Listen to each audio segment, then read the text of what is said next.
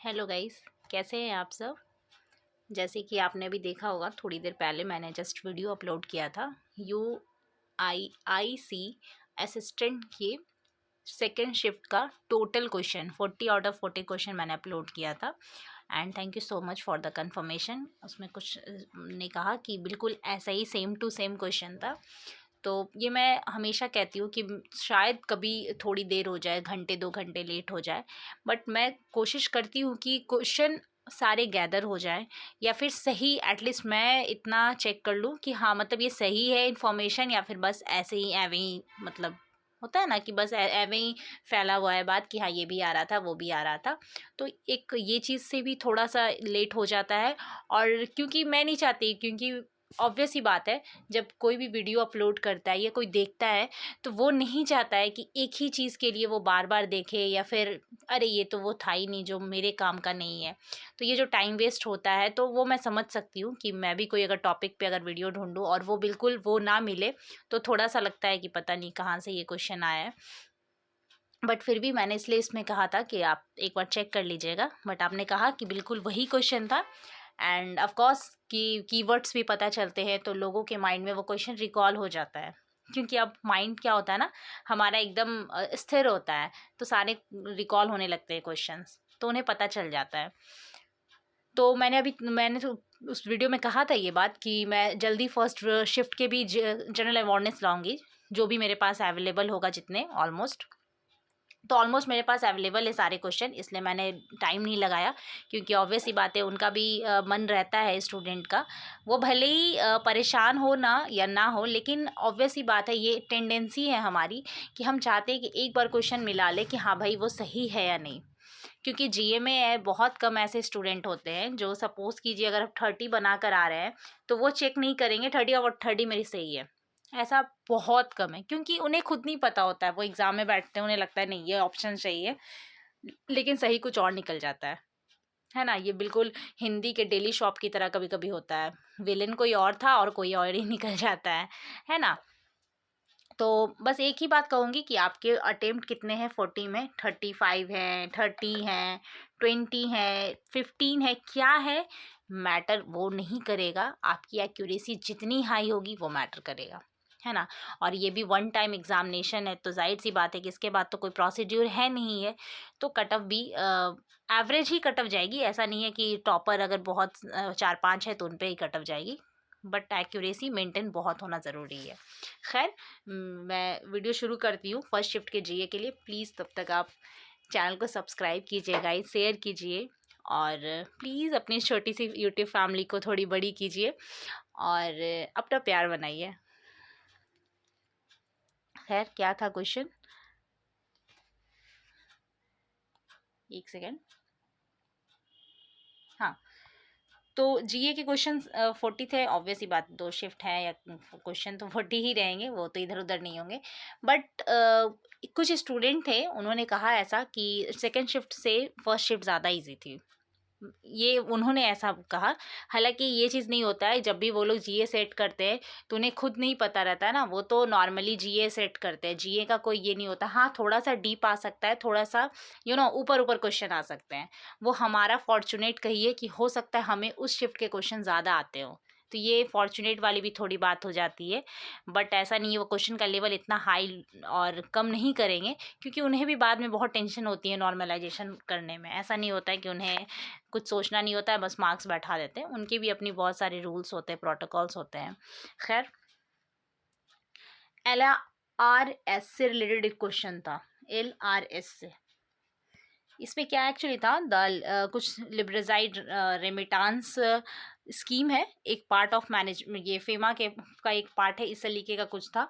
तो इससे related question था, मुझे इसके बारे में ज़्यादा इन्फॉर्मेशन नहीं है, इसलिए सॉरी मैं नहीं बता सकती। ऑब्जेक्टिव ऑफ, एक इससे रिलेटेड क्वेश्चन था, objective of river tourism. Yes, river tourism, ये हो गया।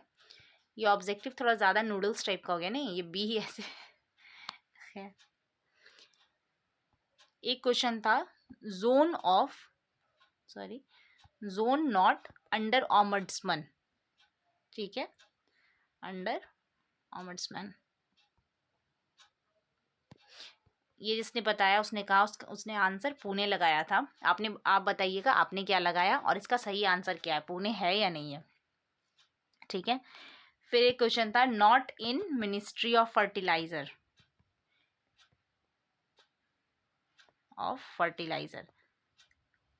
ठीक है, उसने लगाया था गति शक्ति।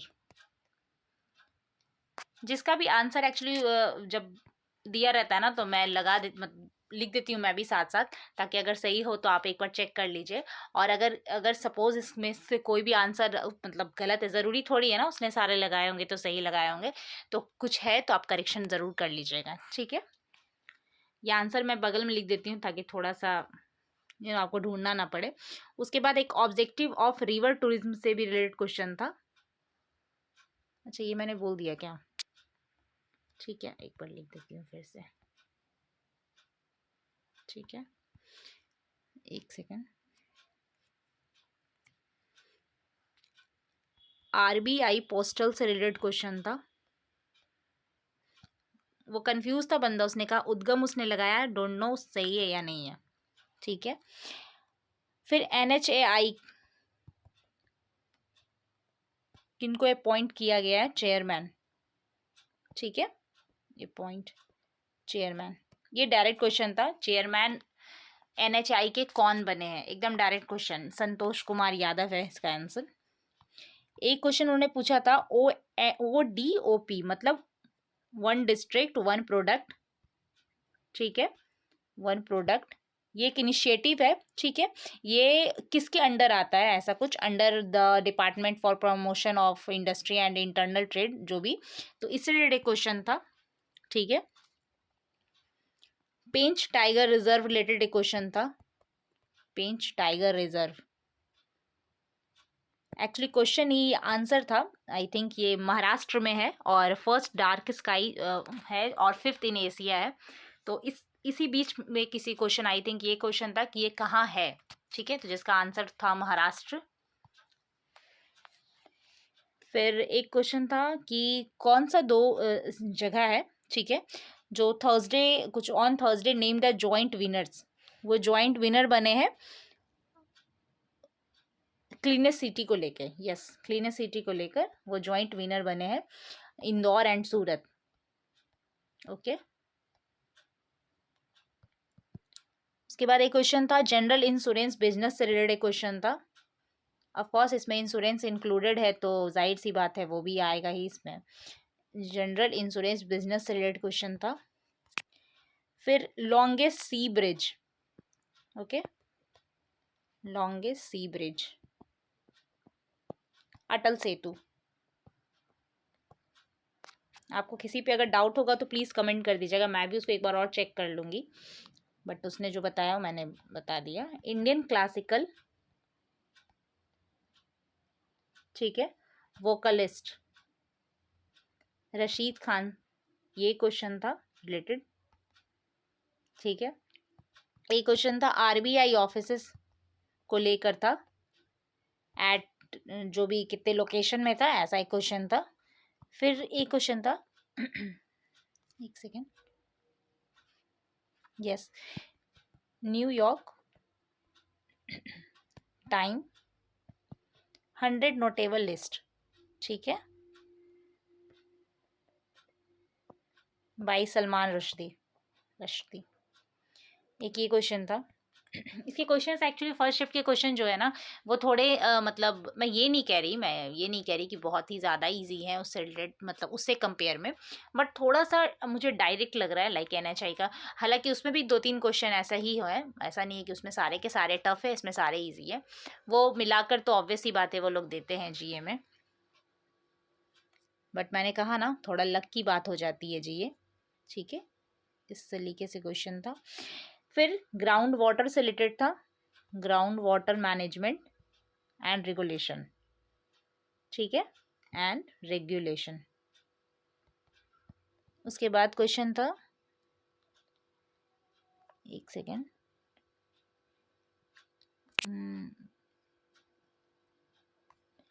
DRDO of new generation Akash, ऐसा रिलेटेड एक क्वेश्चन था।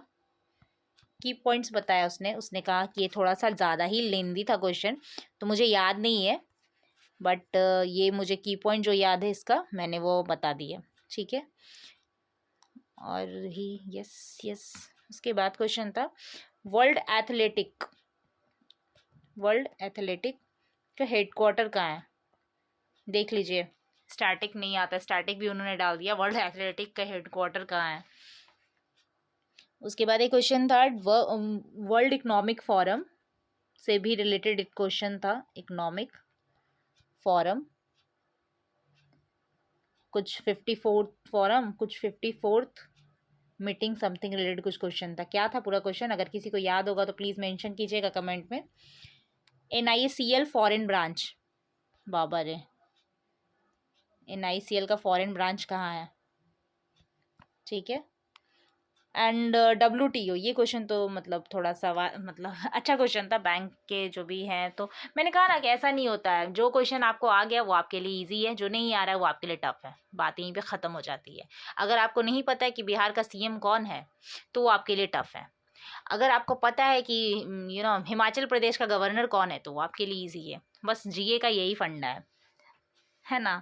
WTO के इंडियाज़ एम्बेसडर पूछा था उन्होंने, ठीक है।